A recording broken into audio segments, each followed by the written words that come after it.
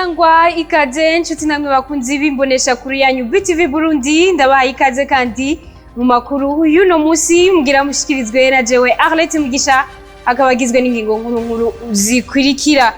Umukuru w'igihugu cy'u Burundi Evariste Ndayishimiye aranegura abo bose bahuza ibitsina babisangiye haba abagabo canke abagore kuko ari umuvumo. Nayo ibiciro by'ibifungurwa bibandanya biduga ku munsi hano mu gisagara ca Bujumbura. Reka ndabaha ikaze mu kanya n'inkuru imwe ukwayo.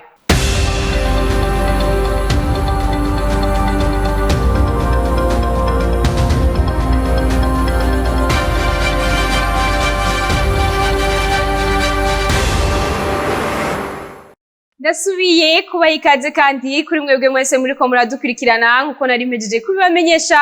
Umukuru w'igihugu cy'u Burundi Evariste Ndayishimiye aranegura abo bose bahuza ibitsina babisangiye haba abagabo canke abagore kuko ari umuvumo. Reka dukurikirane nyene icubahiro umukuru w'igihugu cy'u Burundi Evariste Ndayishimiye. Isi kandi iri kwizamwo imico Imana itari yarateguye.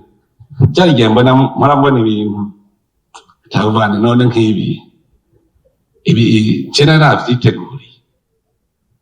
Hariho ibintu biriko biraba atamana yigeze bitegura. Imico mibi yadutse muri iyi si, bifatanye rero nuko iyi si nayo yabaye ntoyi, yaratubanye ntoyi. Ubu umuntu ari ku birometero ibihumbi 100 arashobora kosha umurundi kuja mu kibi. Hari imico mibi. Iyi mico ngo abagabo n'abagabo barongorane, ngo abagore n'abagore barongorane, ivyo Imana harigeze bivuga kaye. Ivyo ntavyo yigeze itegura. N'umuvumo. Kandi kibabaje ubu hariho n'abantu bigisha ijambo ry'Imana bamenyesha Imana babishigikira. Ukaza wumva uvuze ngo abagabo n'abagabo barongorana nivumwe, ubundi nawe ngo n'abagabo bobo ngo basambana ngo bobo sivumwe, nkuko umenga barangana. N'ibicumuro vyose mugabo hariho ibicumuro vy'ivumwe. Tube tuza turasoma ijambo ry'Imana. Sodoma na Gomora zabomotse kubera iki? Muracumura mugahagera aho Imana ivuga iti urashitse kw'isimbo y'inuma. Aha sinihangana. Hageze ku cyaha c'uko abagabo n'abagabo barongorana, abagore n'abagore bakarongorana, iyo nivumwe Imana ntishobora kwihangana. Ndabasavye mwebwe abarundi twamirire kure emwe tukigira umuvumo twese. Niba umurundi yava akagera n'aho azoba ari muri Amerika aja muri ivyo tumuvume, tumugire ikivume mu gihugu cyacu, kuko nivumwe abatuzaniye. Nivumwe abatuzaniye. None twemere igihugu cyacu kivumwe ibikundi. Ibiciro by'ibifungurwa bibandanya biduga uko bukeye uko bwijana mu gisagara ca Bujumbura. Abene gihugu bagasaba leta ko yogira icikoze kuko bitariko biroroha. N'inkuru tugesha mugenzi wacu Elvis Munyaneza. Ibiciro vy'ibifungurwa biguma biduga uko bukeye uko bwije ku masoko yo mu gisagara ca Bujumbura. Aha ni kw'isoko bita kwa Siyoni, haba abadandaza canke abaguzi bose baridoga ku biciro vyabaye umurengera. Abaguzi bayazi n'imbonesha kure BTV bamenyesha ko batagifise ubushobozi bwo kugura uko bavyifuza kuko ibiciro biduga buri munsi n'aya mikoro yabo atongerekana. Ku ruhande rw'abadandaza bemeza ko ibiciro vyaduze bitumwe n'umwimbu wabaye muke n'ibiciro vyo kwiyunguruza vyaduze kubera ikena ry'igitoro. Ibifungurwa vyaraduze bivanye n'ingene imvura yaguye nabo uyu mwaka. Ibiharage vyaraduze, vyarazimvye cyane, umuceri warazimvye cyane. Ibyo muri Tanzania navyo ne vyarazimvye, bo bavuga ko ibintu byo kudodwana batanga amakori bariha ko ari amakori menshi. Ibindi navyo bica bivana ngo amadolari yaraduze. Urumva n'ababizana bacavuga ko idolari ryaduze cyane, nabo bagaca biduza. Vyaraduze cyane kubera nk'ibiharage vya jone iyo vyeze turashobora kubigurisha mu mamiri wisa, bizimvye cyane byarabishika kuri 2000, ariko ubu ikiro kigeze kuri 4000. Murumva ko byagize vyigwijemwo kabiri. Umuceri nawo twaratugurisha turangura nka 1500, twagurisha 1700, twagurisha 1600. mugabo ugeze ku 4 hari ugurwa 4 hari ugurwa 3.8 hari ugurwa 3.7 bivanye urumva n'ingene uba waranguwe 3.5 nawa 3.5 aba ari umuceri nyene wa undi mubi wa nyuma w'incenga urumva ko byaduze cyane gose nk'umuceri waduze gose cyane paraporo yo mu yindi myaka irenganye kuko mu myaka iheze twaragurisha umuceri waduze ntiwarenza 2005 aho waba wazimbye naho nyene 2005 twagurisha mu Tanzania Murundi wacu wazimbye agurwa 2000 1500 1800 1700 bivanye n'umuceri ngene umeze nk'agasosumo twora tukagura 30 35 ariko ubu tugura 70 78 79 byarazimbye shado hano mukarana bimanukana ngaha biba bizimvye kuja dushira ko itike naho nyine biba biduze cyane rero tubaza ko umwimbu ngira ngo babaye muke ntacyo tuko turakora ibintu byarazimbye gose basaba ko hogira igikozwe kugira ibiciro bigabanuke bisaba ko ibiciro byamanuka kuko twe nk'abantu bato twebwe turaguye mu bana nta kigenda ibintu byanse kuko n'urucuruzwa rwanse watwangiye tweco twifuza nuko vyokoroka iyo bavyokunze aho vyokoroka gose kuko urumva n'abasumyi nuza gusuma ntasuma bamwe barabasuma bakaronka amahera bakaza kugura amastoke ubu muntu wese urumva afise amaganya kuko bavuga ko ata n'amahera bakorera nabo badashobora kuronka ngene basuma ubu nta murabona namwe ko ata muvumi iri mu isoko ubu nta muvumi hari kuko nta bantu basuma kuko ibintu birazimbye cyane wahora azagasuma nk'ubu twari tuzi ko ari ku mwisho bashobora kuza bagasuma amastoke ariko ntibigikunda kuko umuntu araharura ingene ibintu byazimbye usanga bidakunda Imana yodo cyambere imvura ikagwa neza hama umwimbu kaboneka ivyo biruko mu gihe igihugu c'u Burundi gitunzwa hanini n'uburimyi Amakuru yacu tuyabandanirize kandi hano mu gisagara ca Bujumbura mu makartie amwamwe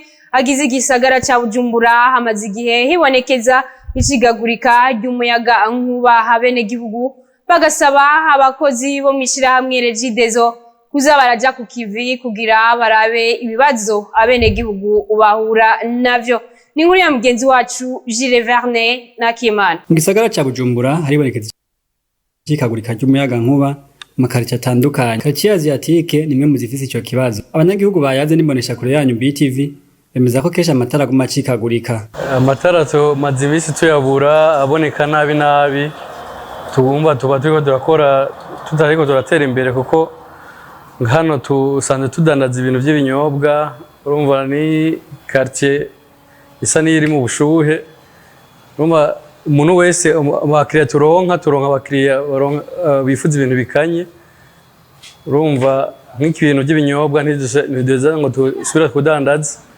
hano inyuma gato turafise na bare resto urumva hari ibintu bica biheza bigapfa kuko ntideza ngo dusubira kuba duhakanyisha ikintu ngo kibe cobikika hari inyama zirashobora kuba zopfa turafise inyama zimaze gupfa haheze iminsi ata matara tubona urumva nk'ejo yaracitse gushika n'iyi saha ntaraza urumva ko business icihomba nk'ubu usanga dukoresha imashini bisaba yuko uba ufise groupe nayo itwara amahera menshi gitoro urabona ko gikenye usanga biriko biratugora basaba ko abakozi b'ishirahamwe Regideso baza barishikiraho umuyaga nkuba wacitse kugira barabe ikibazo abanwanyi babo bafise bagasubiriza nimba ari ivyuma bishaje hama tukabasha gukora nk'abandi kuko hani tuho turakora dutera imbere nk'abandi kuko urumva turaheza tugasabwa amafaranga y'inzu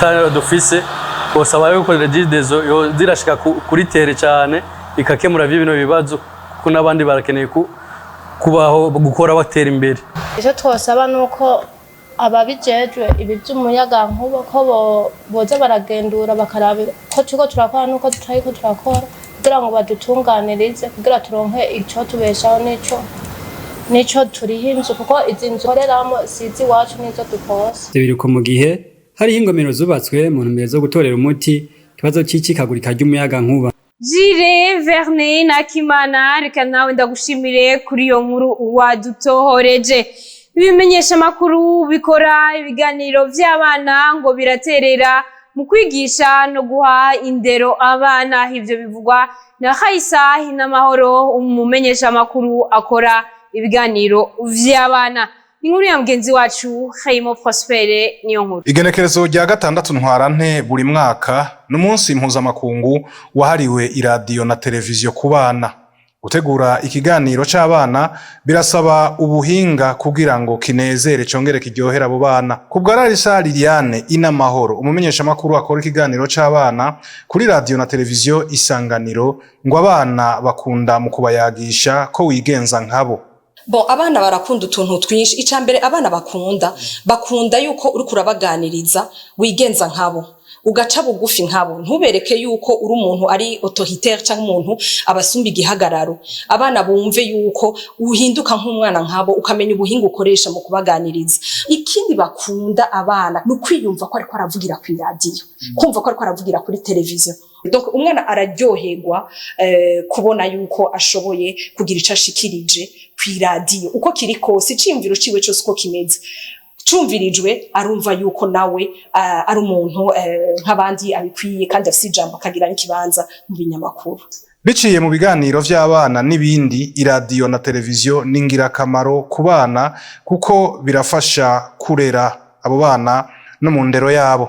Ibinyamakuru birafasha kurera, birafise agacumu kubumwe biterera mu ndero y'umwana, kuko umwana hari ruhande yo kuririmba, hari ruhande yo gutasha, hari utundi muba muri ko muraganira ko aramenya ati iki ni kibi, ibi ni bibi, ibi ni vyiza, akamenya ico yirinda, akamenya ico yiyubarako. Ivyo onye aravyumva kuko nibiherera mu biyago gutyo onye ni nko gukina umuntu akebura mu nkuru, mu tublage dutoya, mu tudovinette, haba harimo icigwa genre ya leçon de morale ntiburamo, kandi abana baba baciye ubwenge baravyumva yuko ntitwara udukino gusa, ahubwo harimo n'inyigisho. Umunsi mpuzamakungu wahariwe iradiyo na televiziyo ku bana ukaba watangujwe n'ishirahamwe mpuzamakungu gitaho ineza y'abana UNICEF rifadikanije n'igisata mpuzamakungu c'ubuhinga bwa televiziyo. Uyu munsi mpuzamakungu wahariwe iradiyo na televiziyo ku bana ukaba watanguye guhimbazwa mu mwaka w'1994. Turabandanya n'amakuru yacu tuyabandanirize mu gisata c'imyidagaduro.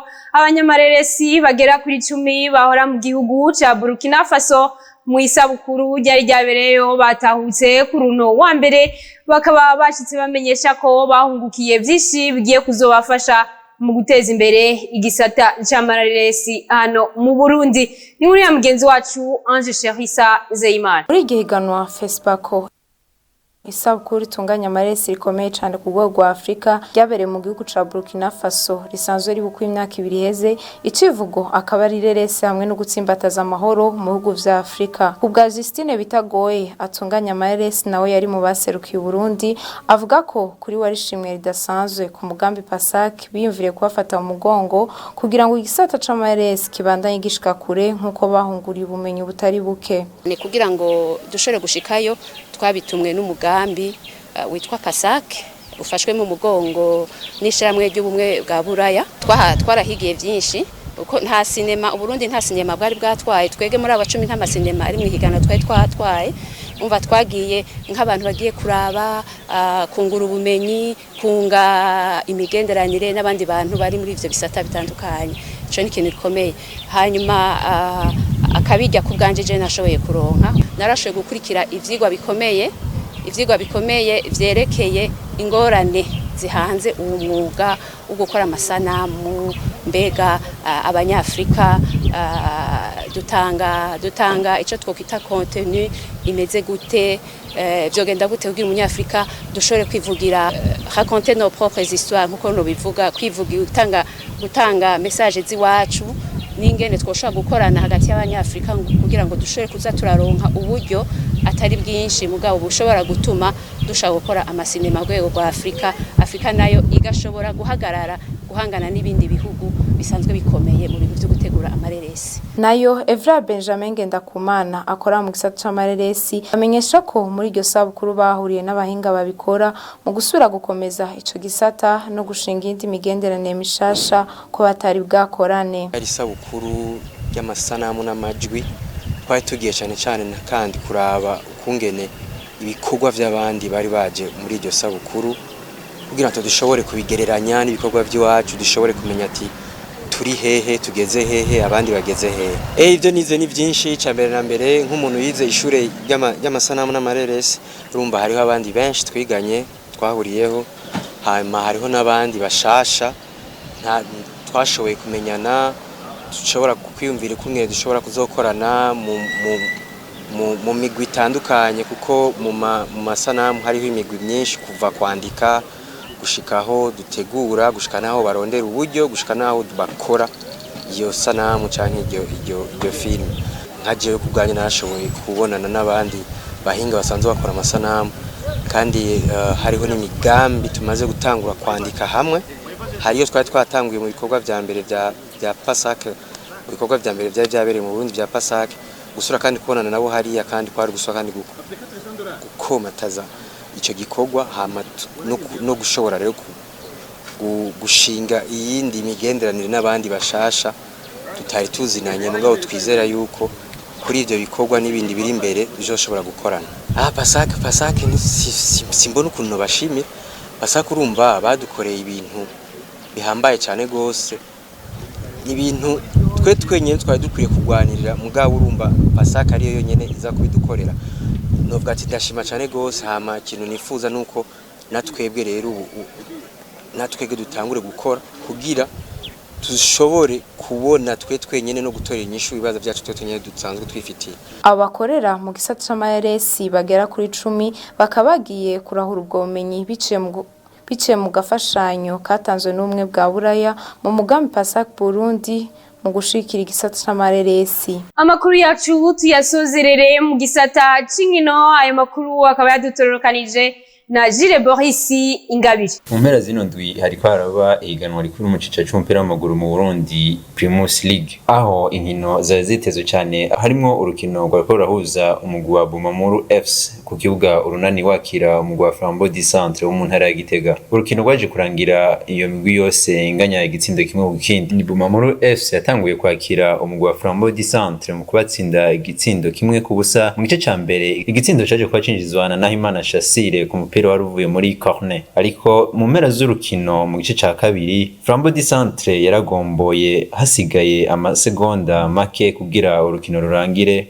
Igitsindo caje kuba cinjizwa na Sadik Yahya ku ruhande rwa Flambeau du Centre, bikaba byace bituma umugwi wa Bumamuru FC ubandanya uguma mu kibanza ca mbere nayo Flambeau du Centre ibakurikira gato mu kibanza ca kabiri. Nayo ku rundi ruhande umugwi wa Vitalo FC kibuga gatwaro cyo mu ntara ya Kayanza wariko wakira umugwi wa Messager Ngozi, ariko kandi Messager Ngozi za kuba ibatsindira imuhira ibitsindo bibiri ku busa. Ibitsindo vya Urasenga Cedric Dani Kagabo ku munota 50 kuri penalty, Muderi Akbar ku munota wa 55 aza kubashiramo igitsindo kigira kabiri, bituma Vitaro FC itakaza amanota 3 yabo ku ncuro ya gatatu muri uno mwaka mu higanwa rikuru ry'umupira w'amaguru mu Burundi Primus League. Ariko nubwo biruko umugwi wa Vitalo FC wagumye mu kibanza ca gatatu, ndetse Messager Ngozi nubwo yaje kubitsinda mu Vitalo FC guma mu kibanza ca kane. Nayo dukubitiye mu mupira w'amaboko basketball, mu mpera zino ndwi hariko haraba inkino za nyuma zo mu higanwa nani mukari. Umugwi wa Remesha ukaba watsinze amanota 67 kuri 55 mu Urunani,